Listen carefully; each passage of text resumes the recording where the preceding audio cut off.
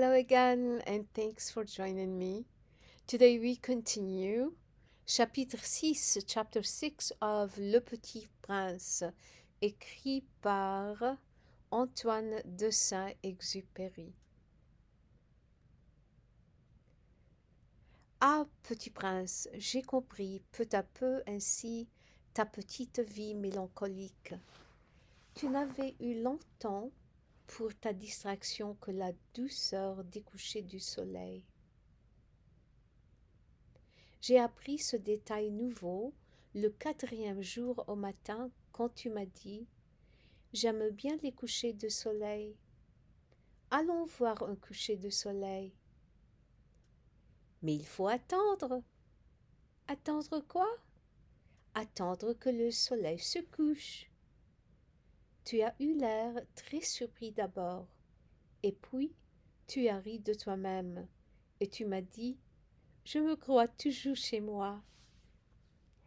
En effet, quand il est midi aux États-Unis, le soleil, tout le monde sait, se couche sur la France. Il suffirait de pouvoir aller en France en 1 minute pour assister au coucher de soleil. Malheureusement, la France est bien trop éloignée. Mais sur ta si petite planète, il te suffirait de tirer ta chaise de quelques pas et tu regardais le crépuscule chaque fois que tu le désirais.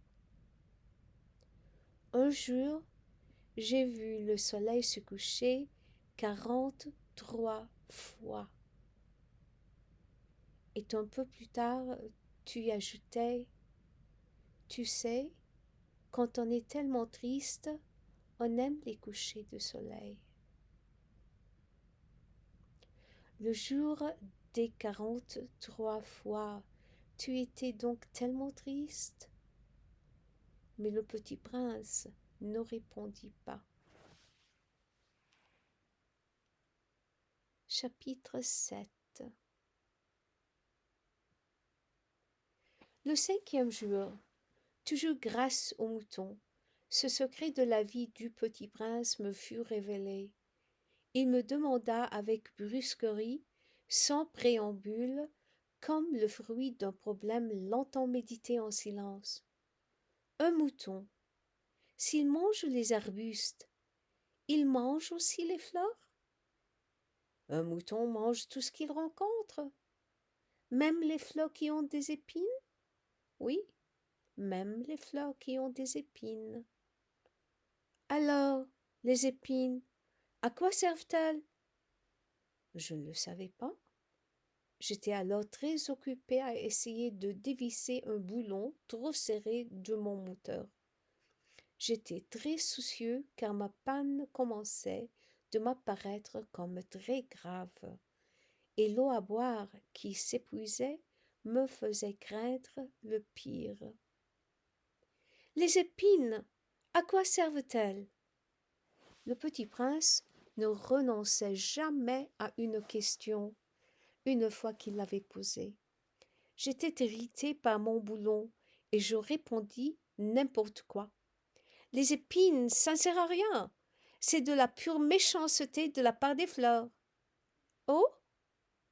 Mais après un silence, il me lança avec une sorte de rancune. Je ne te crois pas. Les fleurs sont faibles, elles sont naïves, elles se rassurent comme elles peuvent, elles se croient terribles avec leurs épines. Je ne repetis rien. À cet instant-là, je me disais, si ce boulon résiste encore, je le ferai sauter d'un coup de marteau. Le petit prince dérangea de nouveau mes réflexions. Et tu crois, toi, que les fleurs? Mais non, je ne crois rien. J'ai répondu n'importe quoi. Je m'occupe pour moi des choses sérieuses. Il me regarda stupéfait. Des choses sérieuses? Il me voyait, mon marteau à la main et les doigts noirs de cambouis, penché sur un objet qui lui semblait très laid. Tu parles comme les grandes personnes. Ça me fit un peu honte. Mais, impitoyable, il ajouta: Tu confonds tout, tu mélanges tout. Il était vraiment très irrité. Il secouait au vent des cheveux tout dorés. Je connais une planète où il y a un monsieur cramoisi. Il n'a jamais respiré une fleur. Il n'a jamais regardé une étoile. Il n'a jamais aimé personne. Il n'a jamais rien fait d'autre que des additions. Et toute la journée il répète comme toi: Je suis un homme sérieux. Je suis un homme sérieux. Et ça le fait gonfler d'orgueil.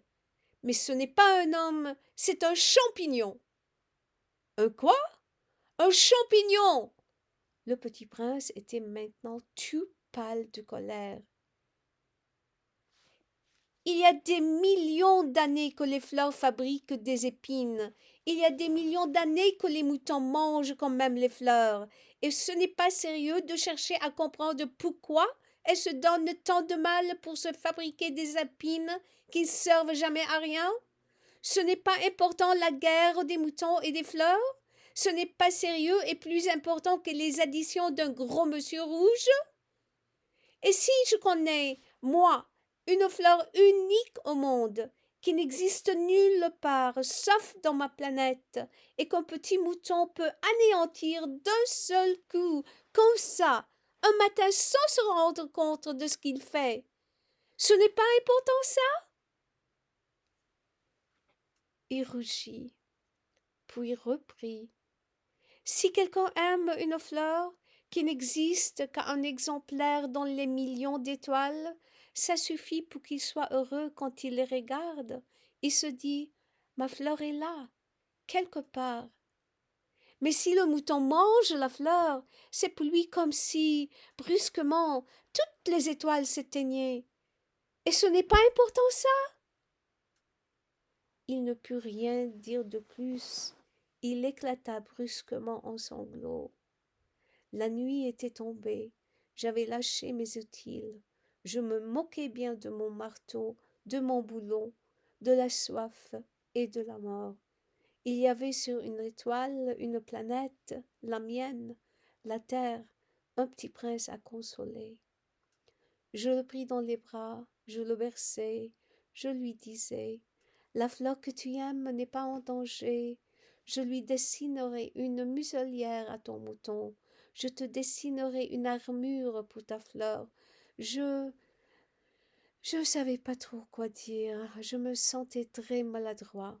Je ne savais comment l'atteindre, où le rejoindre. C'est tellement mystérieux, le pays des larmes. Chapitre 8. J'appris bien vite à mieux connaître cette fleur. Il y avait toujours eu sur la planète du Petit Prince des fleurs très simples, ornées d'un seul rang de pétales, et qui ne tenaient point de place, et qui ne dérangeaient personne. Elle apparaissait un matin dans l'herbe, puis elle s'éteignait le soir. Mais celle-là avait germé un jour d'une graine apportée dans ne sait où, et le petit prince avait surveillé de très près cette brindille qui ne ressemblait pas autre brindille. Ça pouvait être un nouveau genre de baobab, mais l'arbuste cessa vite de croître et commença de préparer une fleur. Le petit prince, qui assistait à l'installation d'un bouton énorme, sentait bien qu'il en sortirait une apparition miraculeuse. Mais la fleur n'en finissait pas de se préparer à être belle, à l'abri de sa chambre verte. Elle choisissait avec soin ses couleurs, elle s'habillait lentement, elle ajustait un à un ses pétales. Elle ne voulait pas sortir toute fripée comme les coquelicots, elle ne voulait apparaître que dans le plein rayonnement de sa beauté. Et oui, elle était très coquette. Sa toilette mystérieuse avait donc duré des jours et des jours. Et puis, voici qu'un matin, justement à l'heure du lever du soleil, elle s'était montrée. Et elle, qui avait travaillé avec tant de précision, dit en bâillant: Ah, je me réveille à peine. Je vous demande pardon. Je suis encore toute décoiffée. Le petit prince, alors, ne put contenir son admiration. Que vous êtes belle, n'est-ce pas? Répondit doucement la fleur.